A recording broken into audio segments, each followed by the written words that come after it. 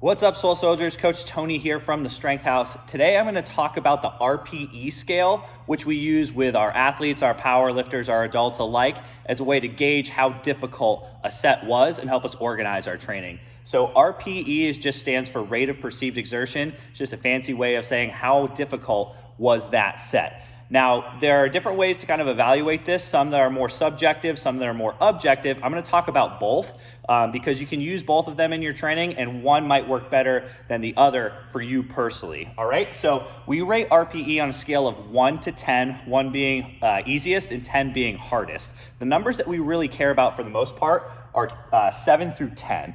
What I like to tell people is that like 6 and below is usually going to be your warm-up weights and usually not heavy enough to make you stronger. And we're going to live most of our life kind of between 7 and 9 and occasionally take stuff to 10. You don't want to like live in that 9 and 10 range too often because you're probably going to stall your progress if you train too heavy too often. All right, so really two ways to kind of evaluate RPE. The more objective way would be how many reps do you have left in the tank after that set is over. And what we say is 10 minus the number of reps you think you have left in the tank equals the RPE. So for example, if you have no reps left in the tank, if that was a maximal set, the RPE is 10. If you think you had 1 rep left in the tank, that RPE is 9, kind of down the chain we go. All right, and the more subjective way to kind of measure RPE would be just asking yourself, how hard was that set at the end? Now, it's a little bit harder to quantify this approach, but I'll tell you why it works. So if it was a 10, we're saying it's like a maximal effort. If the set was very, very hard, we say it's about a 9. If the set was hard, we say an 8. If it's more moderate, we say a 7. And the reason why we use this sometimes is because this reps in reserve method doesn't work for everyone.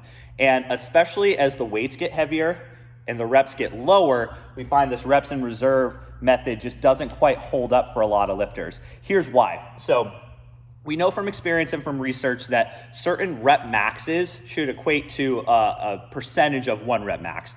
For example, it's pretty standard that somewhere around 90% of your 1 rep max is going to be about a 3 rep max for a lot of people. However, it doesn't necessarily mean that lifters on any given day, especially the more experienced lifters, could necessarily knock out that many reps at that weight. For example, let's say somebody's a 600-pound deadlifter. That means that 90% of their 1 rep max is going to be about 540. You're going to knock off 60 pounds. Not very many lifters I know of that level are necessarily going to be able to hit triples at 90% and kind of have that RPE be kind of like in this 9 range.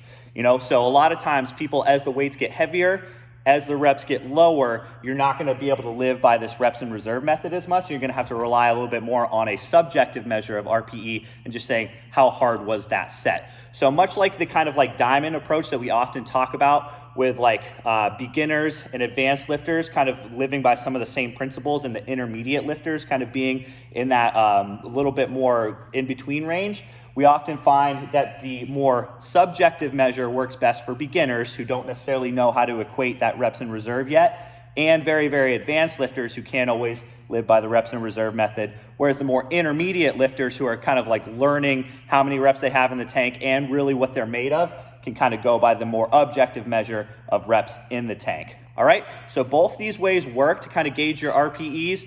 The more you train, the more you're going to figure out which one works best for you. And they might both work for you in more scenarios. When you're doing higher rep stuff that's a little bit lighter, reps left in the tank might work better. As you go heavier and lower rep stuff, the more subjective, just how hard was that set, that might work better. So give them both a try in your training and let us know if you have any questions in the comments.